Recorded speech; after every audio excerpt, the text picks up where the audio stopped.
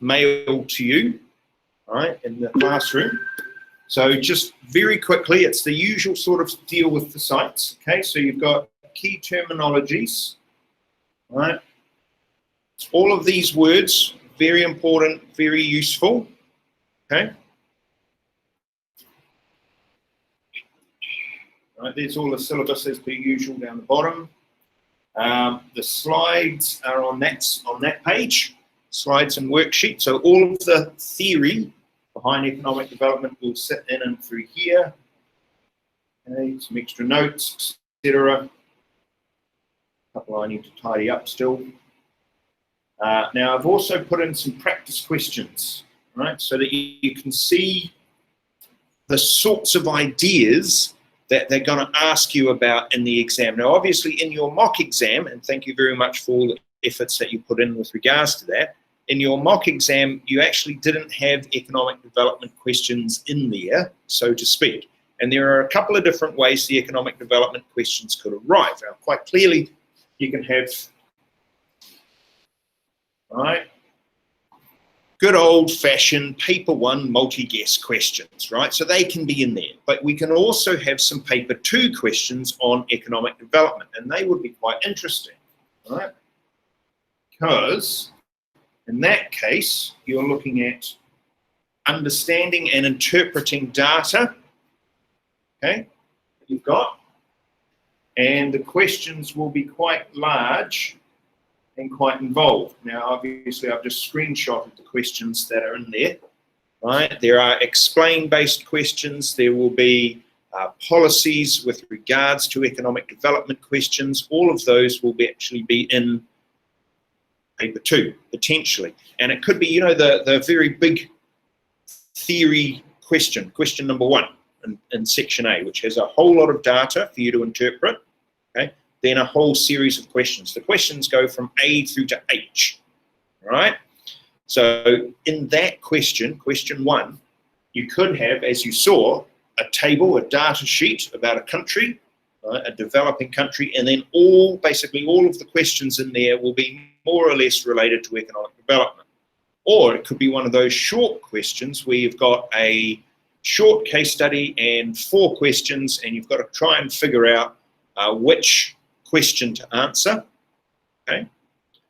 And you might pick the one that's got some economic development questions in it, right? Or you might not, right? Because that's possible as well. Yeah, most of them will have some form of economic development in there, but there'll be ones that will be much more micro-based, ones that will be much more macro-based, and obviously ones that will be more trade-based, and then others that might have some more economic development concepts in it. And they do tend to, as you saw in the mock exam, they do tend to structure them like that. So the first few questions will be micro, the next few questions will be macro, the next few questions will be international, and then you'll have economic development. So that's kind of how that is arranged. Now, one of the things, I'm talking very quickly, stream of consciousness, right? One of the things that I wanted you to be able to reflect on after your mock exam, good to see you, Sonny, is the idea of what strategies did I use in the actual exam, okay? No problems, good to see you, all right? So in the exam, did you answer, you know, question 1, then question 2, then question 3, you know, did you answer it very linearly, okay? Or did you answer question 1, part A, and then go to question 2, and then do this one, and then jump around a bit, right? What strategy worked for you? Because there were a number of you who, you know, may have ran out of time. So, you know, just thinking about your strategies there with regards to the exam. Right, now, so that's the past paper 1. Should be up there. Come on.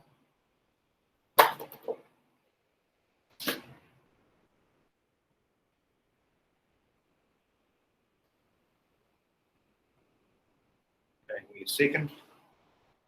It is. So as said, there's some practice questions on the past papers tab.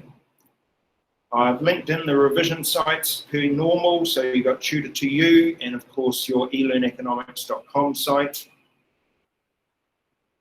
And then I've put in some useful revision videos, again, just a range of them about economic development. Now, the last one there you'll see is IB, right? But don't panic, right? It's Introduction IB about growth versus development. It's by our friend here, okay, who does a lot of really good videos, and they will come in handy when you are doing IB economics next year. All right? So that will be really good. Okay. Now, if I just close out of that, and I'm going to jump to Nearpod. Where's Nearpod? There it is. Right. Now, in the classroom, there's the link to the Nearpod. So if you could jump into the Nearpod, that would be awesome. So sign in. Okay. Yes.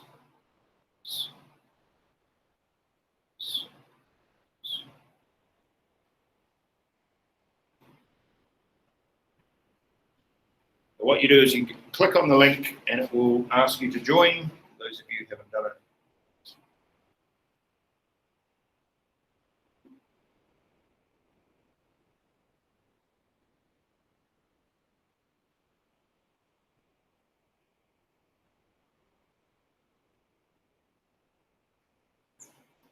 All right. Now the code that you should see is this one.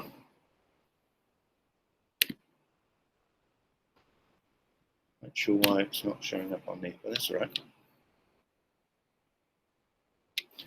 The code that you should see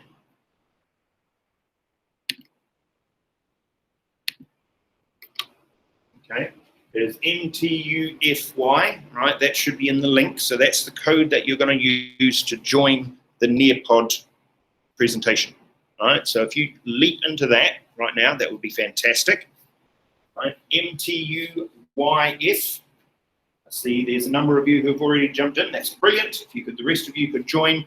Now, as is the case with Nearpod, the code is always here in the top left-hand corner, right? In case you ever get lost or Wi-Fi dies and you have to try and find it again, that's where the code lives, all right? Okay.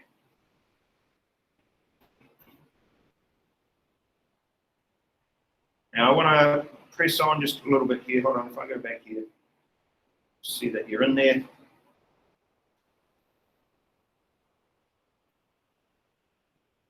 All right. Yep, you're in. Okay. Still a couple to come, but that's all right. There's one or two who are also doing language exams at this point, so we've just got to bear that in mind. They might pop in a minute or pop out again. They need to do that. Right, so now when we last left this, we were introducing the idea of economic development to you, and I know that was a long time ago. And one of the things that we did initially was discuss this idea about GDP and talk about economic growth and how that was actually different from our understanding of economic development. When we're talking economic growth, what we can suggest is that there's a difference between growth and development, and that economic development quite often will be indicating, right, determining these ideas of standards of living. Right?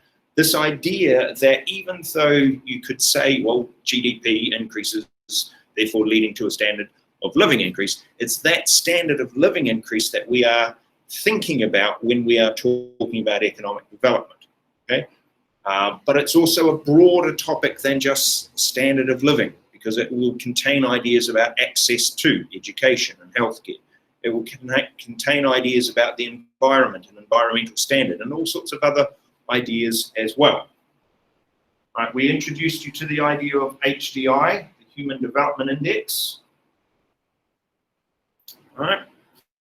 Okay. But firstly, initially, we said that the very first thing to think about is economic development if we see it as an increase in the living standards of a nation, right? An increase in their abilities, right, to purchase goods and services, yes, based on an income level, an increase in their ability to access healthcare, an increase in the productivity levels, an increase in education, all of those other sorts of living standard-based ideas. Now, when we looked at it, we were critical of GDP. Now, this comes into paper 2, right? Remember, you might get a 6 or an 8 mark question which asks you to evaluate, essentially, whether GDP is a good indicator of economic development. And some of the things that you'll be talking about are these. You'll be saying that maybe it doesn't account for income inequality, right? And if you take America as an example, which is one of the most unequal countries in the world, right? We've got multi-billionaires and then everybody else, right? So just as a matter of interest, Elon Musk, his income has gone up again. He is now worth over $200 billion, right? Which is, not a insubstantial amount of money, right? As you would imagine. But then there are hundreds of thousands of Americans who are struggling just to put food on the table. And then you've got those people and then those people. So that idea of income inequality isn't taken into account with GDP, should be taken into account with regards to economic development. We also don't consider the harmful effect, those market failures, the idea of externalities, external costs, things like pollution and its effect on the environment. We don't take that into account if we're just solely discussing economic growth for a nation. But if we're talking economic development, we can, right? We can include that and we can discuss that. Similarly, if we are talking about economic growth, then it is difficult to make inter-country comparisons. So therefore, economic development is also going to be difficult, and we're going to see why that is the case. Right, now. I'm skimming through these because these are terms and ideas that you have covered. Now remember how you can work this, because I know it's been a little while, so you can have the live session, the meet up in one tab, you can have the Nearpod up in another tab, you can have another tab open with you making notes, and you could have another tab open with, say, Dr. Google, so you can ask Dr. Google some questions as you go through. And that way you're able to find and help yourself. So you're writing notes about, say, the HDI, you can pull the image from the slide, put it in your notes. You could do a Dr. Google search about HDI and put a link into your notes from the relevant or interesting information that you have found that you might then want to go back to later to review. Now, when we talk about the HDI, the Human Development Index, one of the big things to understand about it, as we discussed all the way back before your mock exams, is the idea that it's what's called multi-dimensional. In fact, it's basically three-dimensional. You've got three key aspects of it. All right, so as you see, you've got the health aspect, you've got an education aspect, and you've got the living standard aspect of it. So in the living standard, that's the one that's going to include GDP, all right, per capita. So a little bit more understanding about income inequality there. Your education idea is going to be split. It's going to include how long you spend at school and what the ages are, all of those sorts of ideas. And your health, a lot of that is about your life expectancy. And you pull all of that data together, okay, and you come out with a number that's going to be between 0 and 1. And we decided that this was going to be the tool. I say we decided. We learned that this was going to be the tool that the United Nations uses when it is evaluating the level of development of different countries. So it is a very important tool, and it's separately bullet pointed in your syllabus. Right? So they can ask you specific questions about the HDI. Right? So again, there's a little bit of depth here. You can feel free, pull the imagery across, add it into your notes. Okay? And here, looking at it here, we saw real life examples here of countries that were doing well according to the Human Development Index. Obviously, this is all pre-pandemic, everything. Yeah, so this can all change. And then countries that aren't doing well in accordance with the Human Development Index. Here's the top 10, right, countries. And again, that's that idea of it being multi-dimensional and all spilling into that particular index.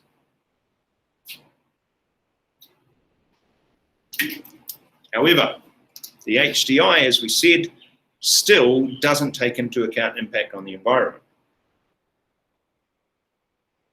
It also does not take into account any differences within regions within a country.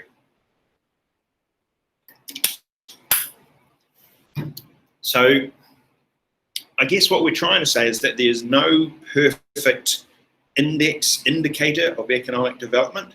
We kind of work with what we've got and we admit that there are problems with it, right? Until you are writing your PhD, right, and you might then create your own index based on all these different dimensions and win a Nobel Prize. That would be really good. And remember me when you give your acceptance speech, yeah? Part of that will then therefore be perhaps a new way, a new approach that allows for this to be incorporated somehow in. It would actually be quite an interesting idea to come up with a new index, one that does take into account the environment. How would you do that? What would you include?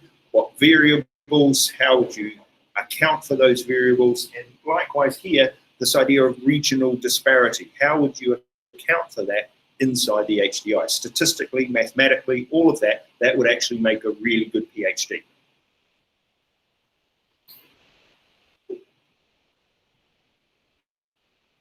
Okay, we're moving on. We're going to talk about poverty in a minute. Here it is. All right, one of the key aspects of economic development is this understanding that we also need to use appropriate terminology. And one of the appropriate terminologies has to do with the concept of poverty. It's not enough just to say these people are poor, these people are not poor, or these people are poor, these people are rich. We don't describe that. We can talk about what's called a poverty line, right, where we say that below that line there are people who are in poverty. But we also need to talk about this idea of absolute versus relative. Right? Now, we might have touched on this before your mocks, I'm struggling to remember, but the idea here is that relative poverty here is all about the socio-economic status that you live in, the actual area, the country where you live. So you could be relatively poor in comparison to the people around you, right? That would be an idea of relative poverty, whereas the idea of absolute poverty here is that you are poor absolutely. So just getting those basic needs, right, the basic necessities, you are unable to potentially achieve those, gain those, and therefore you are considered to be in the category of absolute poverty and therefore in desperate need of assistance. This one here, you might make an argument that people who are in relative poverty do need assistance from the government, maybe, but maybe all that they actually need is economic growth. All that they might need is access to more jobs, higher paying jobs, more education, better healthcare. Maybe some of those things could be in place that help this one. This one is a much more urgent situation to resolve right now. Okay, so countries around the world like, say, Yemen, that have been in the news quite a lot, not so recently because of the virus and all, but certainly have been in the news a lot, where there is a lot of absolute poverty going on. And parts of Africa as well. You might see in the news if there's a crop failure, say in Ethiopia, then it's likely that you'll see more of that. Whereas this one is more about, say, the standards in society. So you can make the argument about America with the $15 minimum wage. That is to try and help the households that might thus far be considered to be relatively poor. All right, so that's the idea of two different types of poverty. Now, it is possible for you to gather data on this, right, on the levels of poverty, right? It is also possible for you to look at, so here it is, right, proportion below 50% of the median income, so that's a relative level of poverty. And if we have a look, you can actually make some connections with other indicators, right? So it might be here, birth, so life expectancy at birth, right, might have an impact on poverty. Might be the percentage of long-term unemployment might have an impact on poverty. This one here, functional literacy skills. Functional literacy skills are the ability to read and write. Right? The ability to read and write to a level where you can understand a contract, where you can sign your name, that sort of an idea, functional, so you're actually able to do a job. If you do not have that level of functional literacy, then we see in these countries there might perhaps be a greater connection with this column here. So you remember in your mock exam you had a table and it was about expenditure on education, and you were making connections between the amount spent on education and economic growth. All right. Well, if you get a table like this, you're going to be making connection between, say, unemployment and poverty, or functional literacy skills and poverty, or life expectancy and poverty. You'll be making those connections instead. So part of the skill in your syllabus, part of your examination technique, needs to be based around the idea of analysing data and interpreting the data. Now, that did come up as a weakness for some in the mock exam, and that's a really good thing to know, okay? And this is part of your reflection. So when you're doing the Google form and you're filling in your reflection, when you are independently reviewing your exam, right, I know at the moment I have to get you the paper back, and that will happen on Monday. No, it won't. It'll happen on Tuesday because Monday's a public holiday, which I need to remember. Okay. So what will then happen is you will have the paper, you will be able to review the paper, look through it. Where did I do well? Where didn't I do well? What do I need to do to figure this out? Part of it, there is literacy issues, but part of the skill here is about data analysis and interpretation of that. So if these numbers here are higher, what does that mean? What implication does that then have for, say, this number here, which is about unemployment? Or what implication does the level of literacy here have for the level of unemployment? And then what does that implication then have for the level of poverty? That connection that you're making.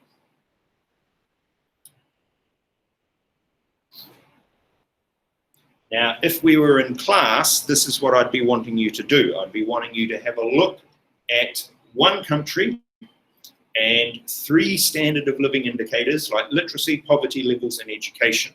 Now, we're not in class, we're doing this virtually. So instead, what I'm going to ask you to do is to choose one, all right? So either literacy or poverty levels or education levels, right? I think that probably the easiest one to find might be literacy levels, right? Choose a country, any country you like, any country in the world, and all I want you to do is to find a statistic about either literacy, poverty, or education of that country, and then add them in. Ready? You've got about 30 odd seconds. Go.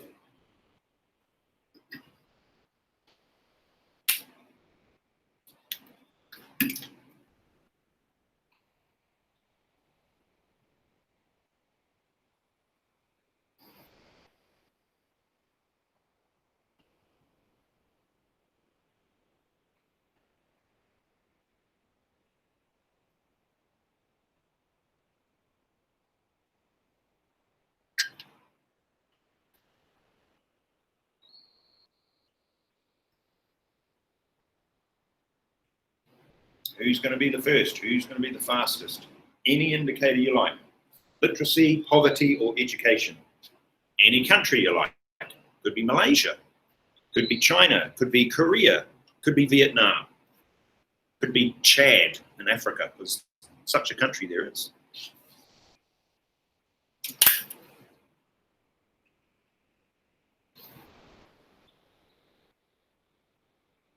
Here we go. First one's coming in. Canada has a literacy rate 2018 of 99%.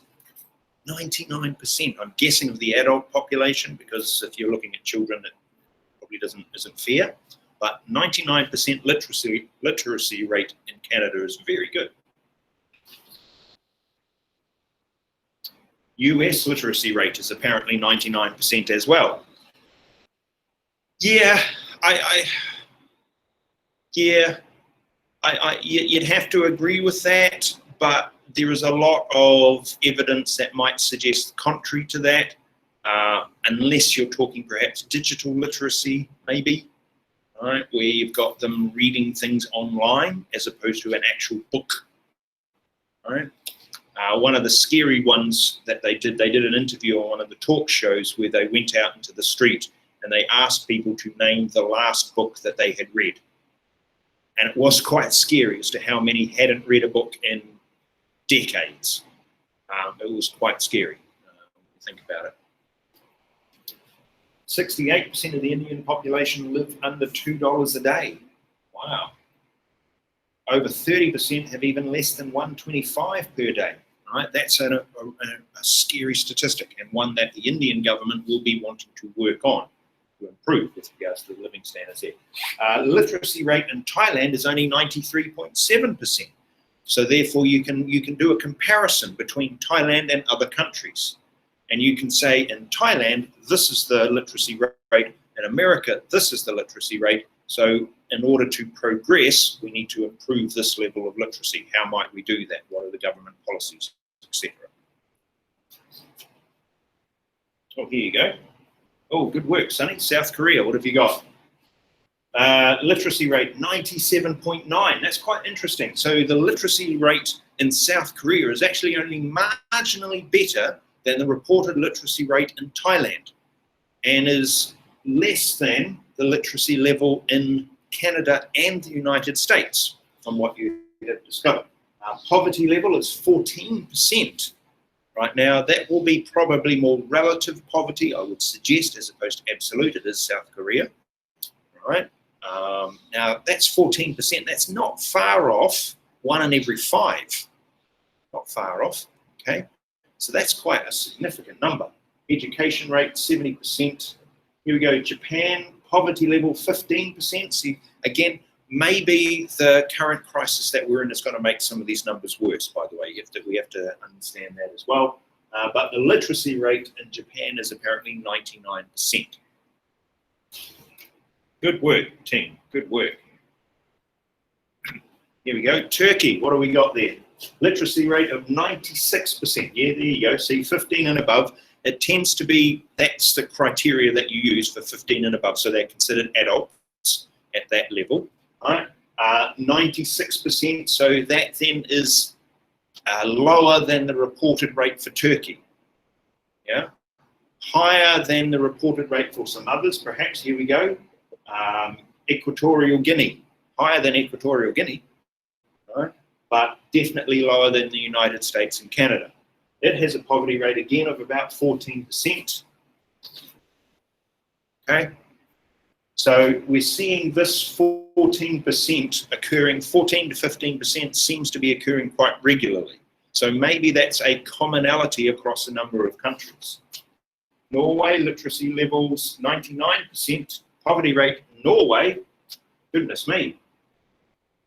Where did Norway go? Somewhere. Zarfan, here we go. 0.5%. Okay? 0.5%. That's all for their poverty rate. Now, Norway, some of the Scandinavian countries, as we noted all the way back before your mocks, they do tend to be higher up in the development league tables, if you will. Countries where there are better healthcare, better education, like Finland, where they end up being quite high in some of those standards that fall into these categories of economic development. Well done, team. Very good work. Skipping that one. Yep, skipping that. On. Yeah. One of the critiques or criticisms that you can level at indicators of economic development is how they are subjective, how they're value-based, right? One person says this country is developed and I'm using this indicator to say that. Another person says this country is not developed because of this, this, and this, right? And I'm using my values to say why, what indicators I'm using, right? So if the environment and environmental damage and the like is a very important concern for you, then you are likely to place that quite highly amongst the possible indicators that you need to use in order to evaluate economic development.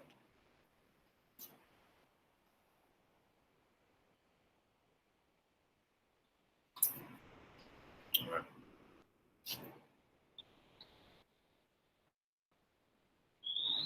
Now, you don't need to know this necessarily. I'm just pointing out that dependent again on what your values and what your priorities and what types of indicators you personally are interested in. And again, here's a PhD topic for you.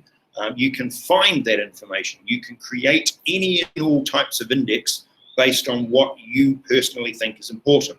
So in this case, it's gender inequality. And there are some economic studies, there are a number of them, that say this is a really significant indicator of economic development, right? That women's access to education, healthcare, and employment is a huge deal with regards to economic development. It creates this, they can do like little statistics and say a country will become more economically developed by X amount if there are more women involved in politics, involved as CEOs, have greater access to education and healthcare and so on.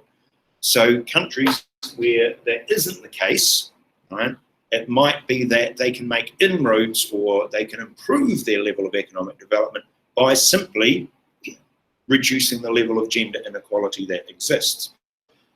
So if you're watching what's happening in the States at the moment, and I guess most of us are, you will have noticed that President Biden, who now is, has elected a range of women into his cabinet and into all of his teams, and he's got quite a diverse range of people within all of the appointments that he is wanting to have. Right? In fact, his entire communications team, they're all women, right? Which is the first time that that's apparently ever happened. So that's quite interesting. And obviously his vice president is a woman. So that's, again, a movement towards more equal and more developed, perhaps, an idea. Now, you don't need to know the Gender Inequality Index. I was just using that as a way to show you that there's more than just the HDI. Right? You can also find the Happy Planet Index, and this is again where you find some of those Scandinavian countries quite high up the level. So if instead you're not interested in economic development from a context of GDP and GDP per capita, but instead you're interested in people's health and well-being, you might use an indicator like the Happy Planet Index and say therefore they're more developed. Right? So the Kingdom of Bhutan was quite high with regards to the Happy Planet Index for quite some time.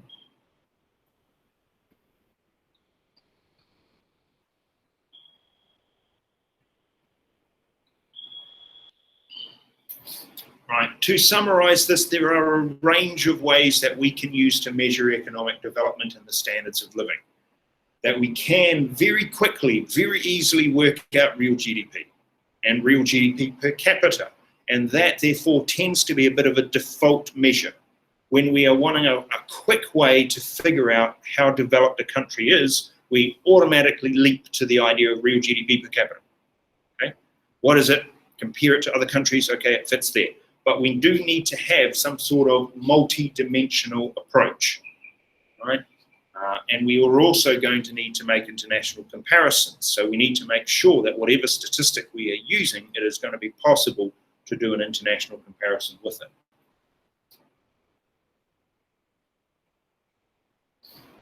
Now, I've included in the slides a number of links because economic development is a huge topic. Okay, trust me on this one.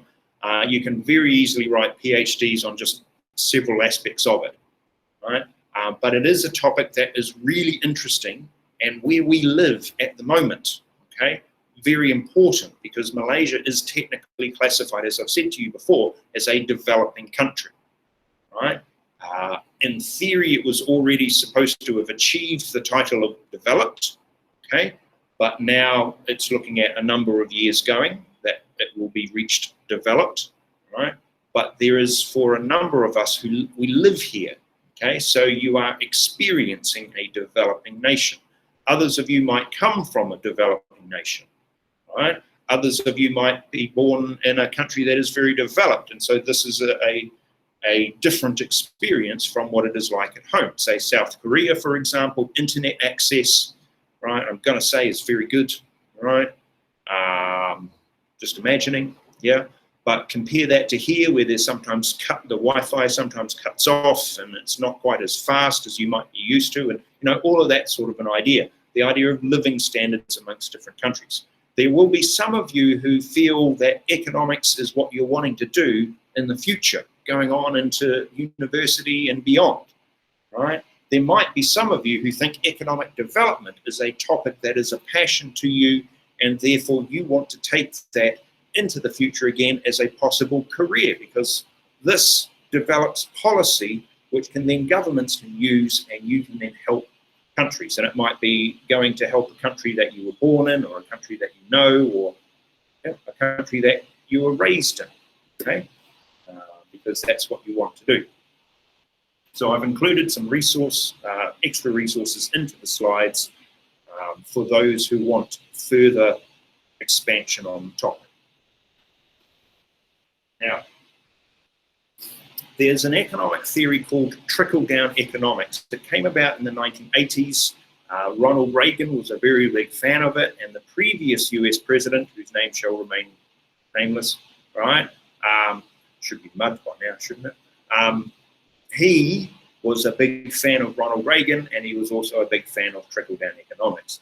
The idea here is that if you allow the people at the top to earn a lot of income, that income, because they will be buying goods and services, they will be supporting the economy in all sorts of other ways, that income will then flow through all the different levels of society, and everybody's glass will be filled. It's called trickle-down economics. It may not come very quickly, but eventually everybody will receive more income. This has been completely debunked now. It is completely what they say now, I guess, fake news, but it is a theory, right? So it might still turn up in textbooks. It does turn up in textbooks. It might turn up in past exam papers, and even possibly the future exam. For example, if you're talking about tax cuts, do tax cuts actually help with economic development? Well, what we tend to find is some of those, like in America, the corporate tax cuts, they helped. See this analogy here, right? All of those at that top end, they earn a lot of money from those tax cuts. But the rest of the people, not much at all.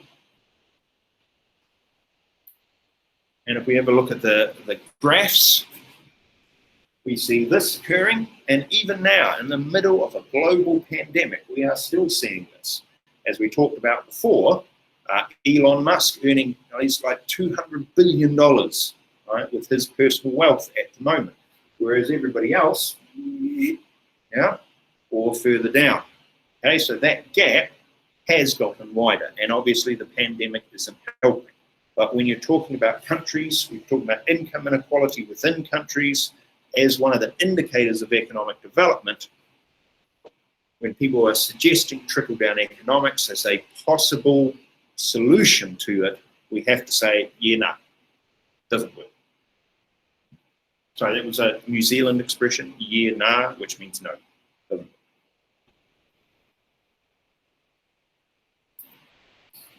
All right, and here we go. This is again about the global pandemic. Just a point to say that their net worth increased by $500 billion during this pandemic, right? That's a lot, okay?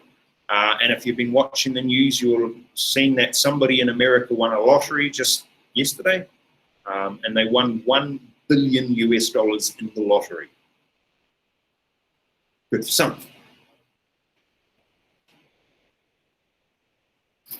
Now, okay, terminology time, and we do need to be a little bit more careful with this. So when we're writing this into our notes, you do need to be a little bit specific when you're doing this, okay? So if we have a look here, what we've got is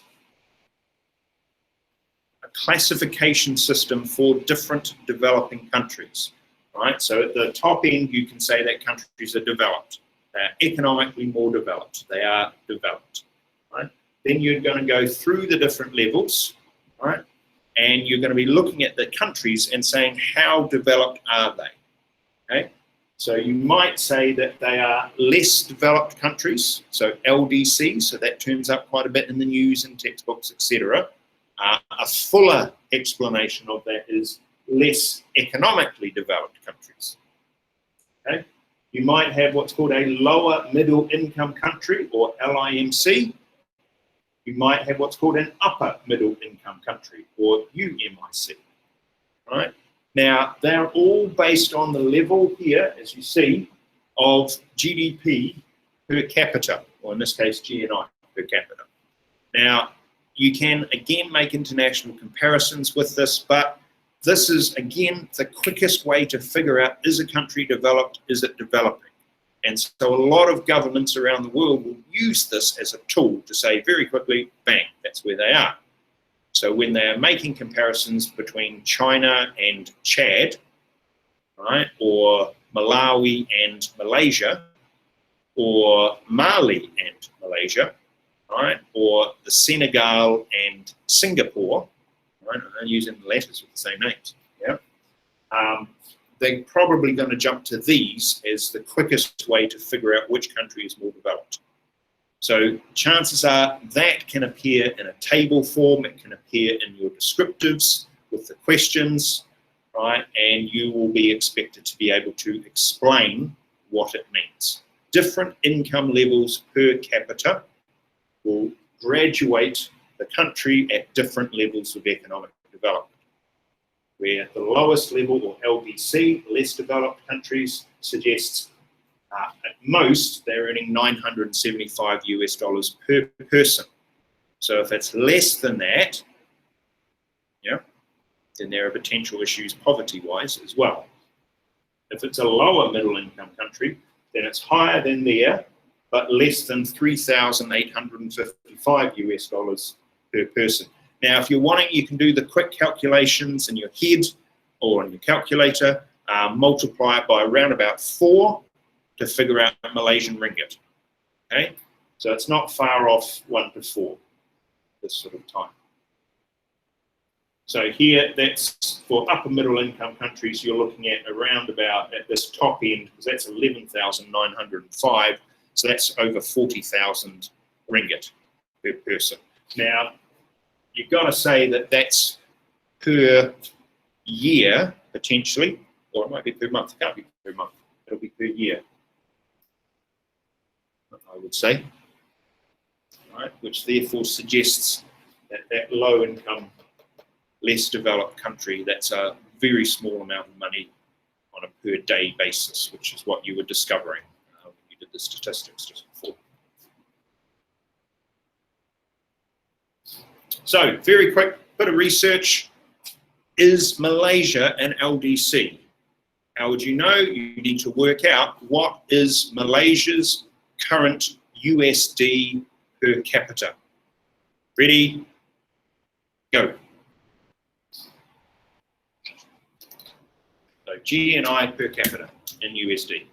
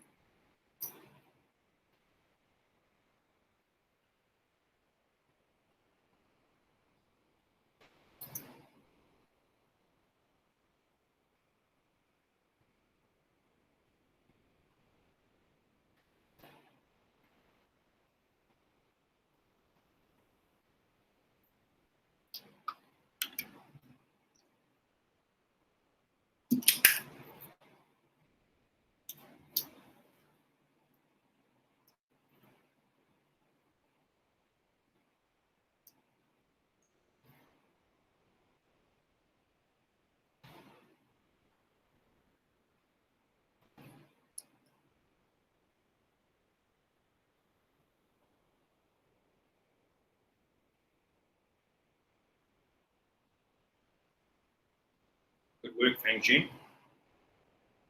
Yeah. 2019, 11,200. Yeah, what is everybody else now? 1,200, Sunny.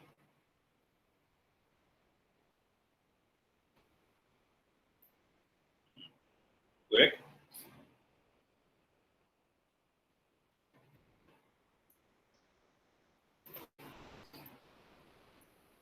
So what you're finding out is that you're living in a country that isn't a less developed country. You'll be pleased to know that. But according to those statistics that we saw before, Malaysia is, as Senna correctly says, an upper middle income country. Yeah?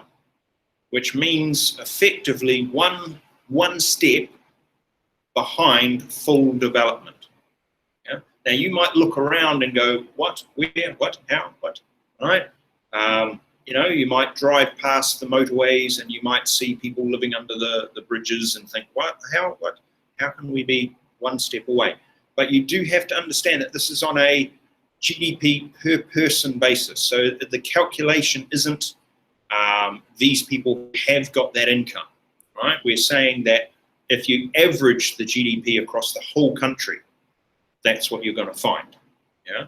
So we're not saying everybody is earning that much. We're saying that there's a group of people who potentially are earning a lot, right? And then other people who may not be earning as much. That might account for that. Also, you have to understand that there will be some quite significant regional disparities here in Malaysia, right? The difference between KL versus Penang or KL versus the Cameron Highlands, yeah? If you look at the different areas, all right, within Malaysia, you might find different levels of development, but also different levels of GDP per capita, right? Just if you're able just to analyze the GDP of one particular area and then work it out on an average basis, it would be different potentially to the other. Showing again that idea of regional disparity and income inequality. Well done, team. Oh, hello, lots of terminologies we need. Oh dear, we need to figure out what are the characteristics in common of less developing countries or developing countries. Probably better just to classify them as developing countries at this particular point. So what do we got here? Low levels of GNI per capita. Okay, that was one of the ones that we obviously just looked at. It might be that there is higher levels of poverty, and we saw some of those percentages of poverty in the statistics that you were looking at, and some countries are up to 14 or 15%. Other countries you're going to find are much higher than that. Relatively large agricultural sector. Now, it isn't always the case. If you look at, say, a country like New Zealand does have, right? New Zealand does have a very large agricultural sector, but you wouldn't classify New Zealand as a developing country. You would classify New Zealand as a developed country, right? So you do have to take, because even though they are in common, it's not necessarily a catch-all for everybody. Yeah. Malaysia, would we classify Malaysia as having a large agricultural sector? Where is Malaysia's agricultural sector? What does Malaysia have that's agricultural? You can type a message if that's easier. Yes, well done, Zen. Palm oil, right? Massive big plantations of it all around. And if you go back through Malaysia's history, you will have found that those plantations of palm oil were a lot bigger in the past. Right? In fact, there are entire areas that are now basically cities or suburbs, right? Regions that used to be palm oil plantation. The one that the school is in at the moment, for example, this entire area, right, created, and the Cyberjayas of this world, right, all created that were once plantation, even sometimes in the heart of KL, right? So the centre school, right, Garden, ironically enough, Garden International School, right, part of the network, right? That school, even just 11, 12 years ago, was actually in the middle of a forest, right? Spookily enough, it was. Now all of that is massively developed. So you can see a lot of development occurring, even if there is a still significant agricultural basis for the economy. Then it says there's a large urban informal sector. So when we're talking about the informal sector, we're talking about not necessarily illegal activities, but activities that aren't necessarily going through a traditional market. Yeah, so it'll be People who are working, but it's not a traditional job that they have. Yeah, they're not sitting in an office, right? It's that they've got a cart that they're pushing and selling food by the side of the road, right? They may not be earning enough to declare income tax. They may be, another informal economy might be they're buying things from China and setting themselves up on Shopee as a shop, right? Ironically enough, Shopee, the shops, right? And they're selling their things that they are distributing, right, from China through Shopee, but they aren't technically a business as such, or they're in the very early stages of a business. They haven't fully registered themselves as a business. They're just a person. They're someone who has sold something to someone else and got a bit of income from it. So it's informal, right? Might be that that informal sector is more service-based, so it might be people staying at home to raise children, right, as opposed to going into work. There might be a high birth rate. Now, I don't know about you, but when I walk around Malaysia, particularly in comparison to other countries that I know, right, I will see lots of young people everywhere, seemingly, right? And you go into the shopping malls and you'll see mum, dad, and 2 to 3 to 4 kids, right? Right, lots of children, okay? And to me, I've always found that quite incredible. Yeah? Whereas if you go to some other parts of the world, you'll see mum, dad, and 1 kid, like us. We've got 1. It's enough, right? Other parts of the world, it might be mum, dad, and 2 kids, mum, dad, and 3 kids, yeah? But if you look back in history, so my dad was one of 5. My wife is one of 5. So, and my grandfather was one of 7, right? So there are, historical roots of bigger extended families, even in our life, But a high birth rate means lots of babies, potentially, lots of young people. And because there's lots of young people, as your mum and dad will know, that means that they are very dependent on the parents for food and income and sustenance and education and healthcare and books and TV and phones, and right, your mum and dad will be very aware of how much they or you need them, right, to provide things for them. The other day, our son was very keen to buy an app on his iPad.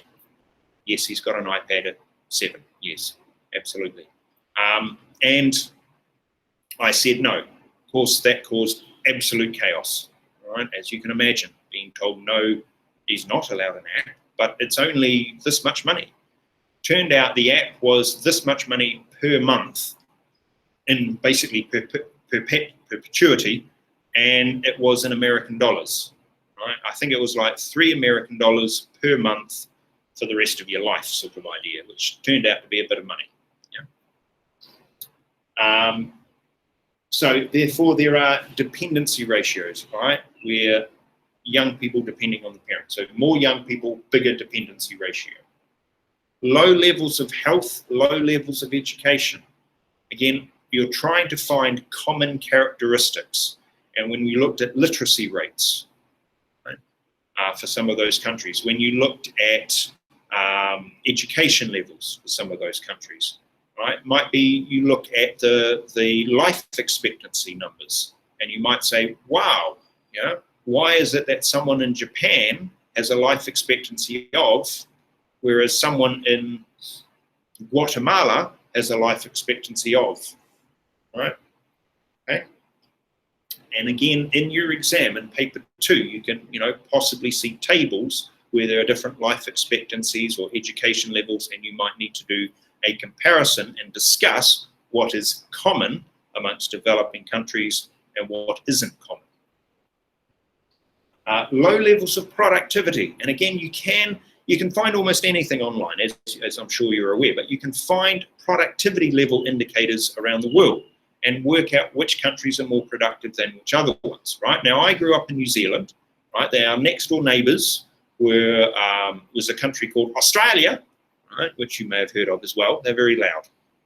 Australians, very loud, right? And one of the big differences between the two is that was actually productivity levels. New Zealanders, on average, were actually less productive than Australians were. And there was a statistic that showed it. But even if you look within a country, you can find regional disparities with regards to the level of productivity. So you might find the centre of KL, people much more productive, people in Penang, not as productive. I don't know, I haven't looked into it, but you might find that. So even within a country, you might find those regional disparities. And the last point there is that there could be what's called a dual economy, right? Which isn't the country in Western Singer, that's a different kind of dual, yeah? The dual economy idea is that there is almost two worlds, right? One world for the very wealthy and one world for the not so wealthy. And I've mentioned this kind of in passing to you before about how I've been on the motorway and been passed by people driving really fancy cars, you know, Lamborghinis, Ferraris, yeah. One of our neighbours, just where we live, drives a very fancy Lamborghini, I think. Very fancy, all right? Bright yellow for some reason. I'm not entirely sure why. Bright yellow. But anyway. But there is, you know, quite a big disparity between the economy and the world in which that people with that level of wealth live in and everybody else. Yeah. So, and this idea that income inequality creates two separate economies that may actually not mix particularly. Right. Skipping that. Okay. Now, one of the last points for the day before you can get a mental break, right, so you don't have a breakdown. Right, always important to have mental breaks, not breakdowns. Yeah, it's this idea of poverty, right? And we talked about how poverty has two parts, absolute and relative, but the actual definition for what poverty is this one. It's the idea that people lack an adequate level of income to maintain a basic standard of living.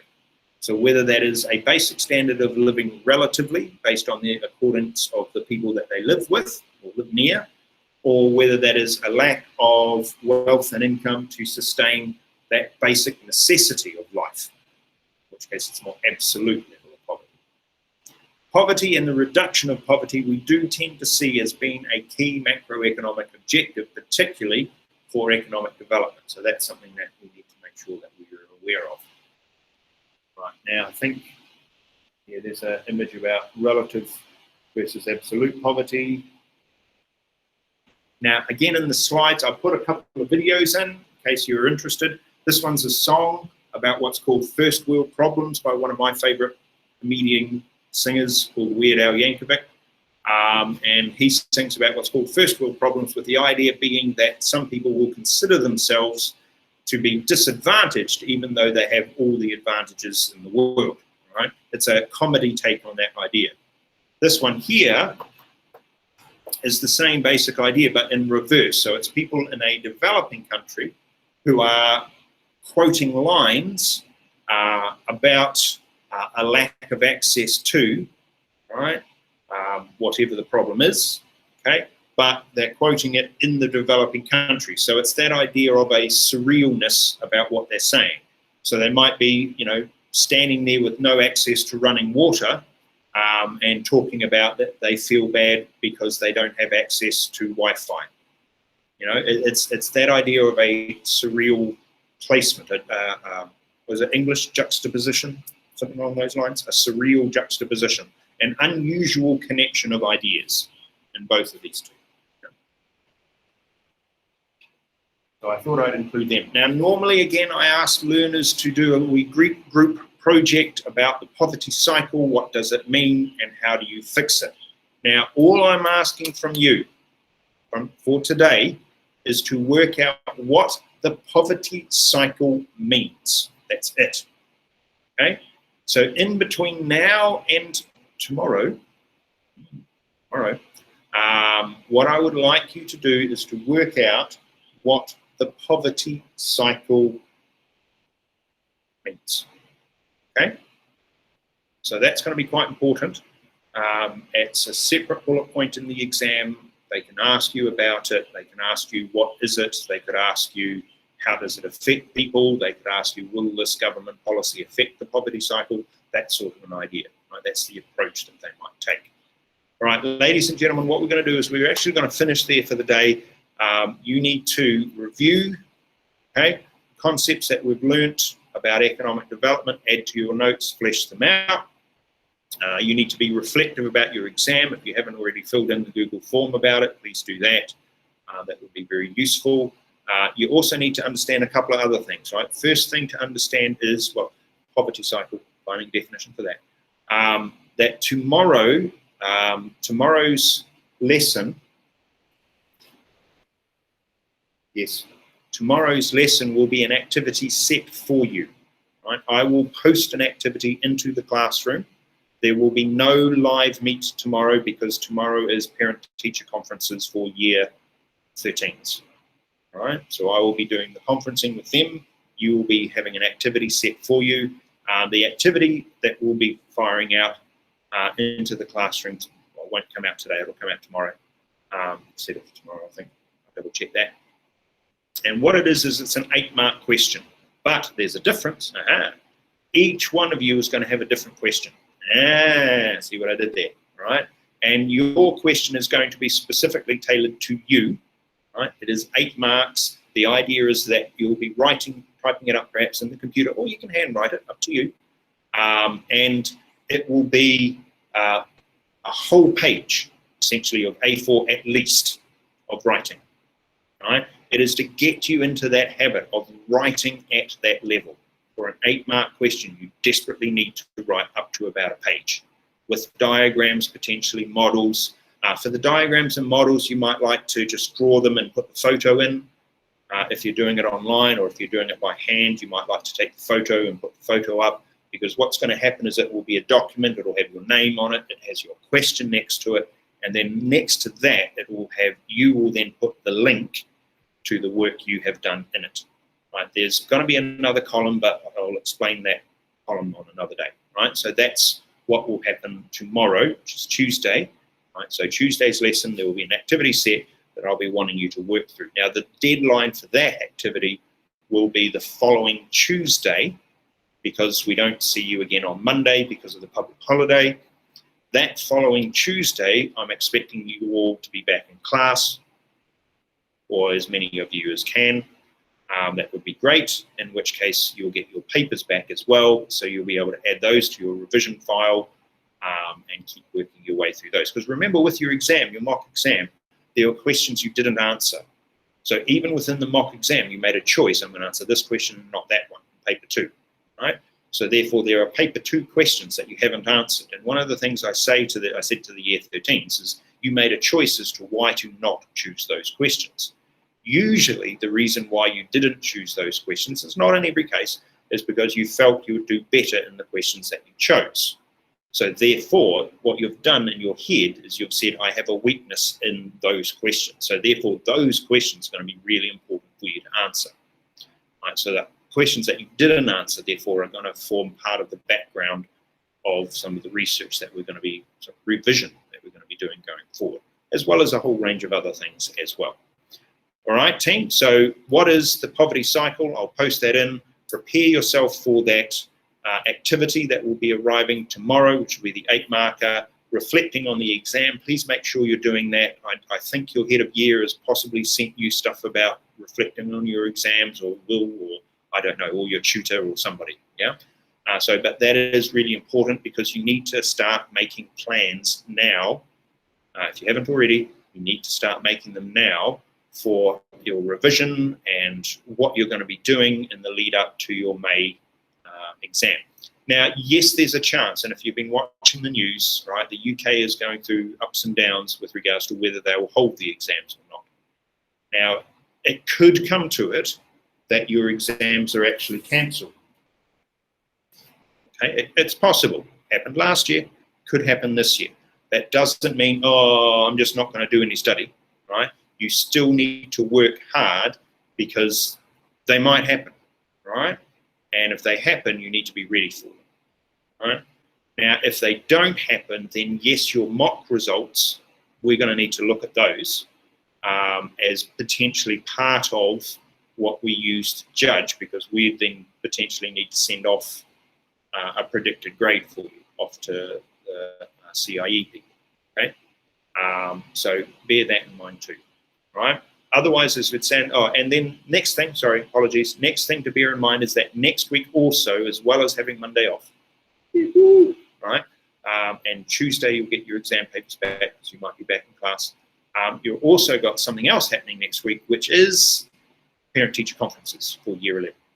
So mum and dad need to be thinking now about that. It won't be released to you yet, but it will be. It'll be online, right? But it'll be again about booking a time. And if you've got 9 subjects, okay, you're going to need to find times that best suit mum and dad, and obviously the teachers involved as well. And for me personally, dudes, right, there's now 23 of you, right? Official, well, 22 officially, right? 21 unofficially, right? And if you all want an interview, it's not going to fit. Okay, so there are going to be some who aren't going to be able to get in if everybody decides to, and that's accounting for all of the other subjects that you might want to be having interviews with. So if that's the case, then mum and dad need to think about that, plan for it, and as soon as it comes up, book the times that work, right? If they can't get those times, if there's no times available for them, then they'll need to get in touch with me, and we'll need to figure out a different approach, maybe a different time on a different day when we can have a conversation. I don't know, right? But that needs to be thought about between now and next week, because next week the information will come out to your parents about parent-teacher conferences, and they'll have to book online. Probably it'll come out maybe the end of this week. I don't know. It's Mr. Vincent and Mr. Jared who push all of that out to everybody. All right, so are there any particular questions so far?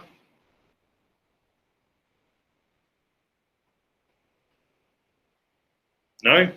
Awesome, fantastic. So as we'd say in the land of my birth, hey Korneda, please feel free to email me if you have any questions, worries, concerns. I do have an email to get back to Kaihu. I will get back to you very soon. Otherwise, I will see the rest of you. I won't see you tomorrow, but next week. Right, but do keep in touch if you need to. Bye. Thank you. Thank you. Thank you. Thank you. See you. Bye. See you.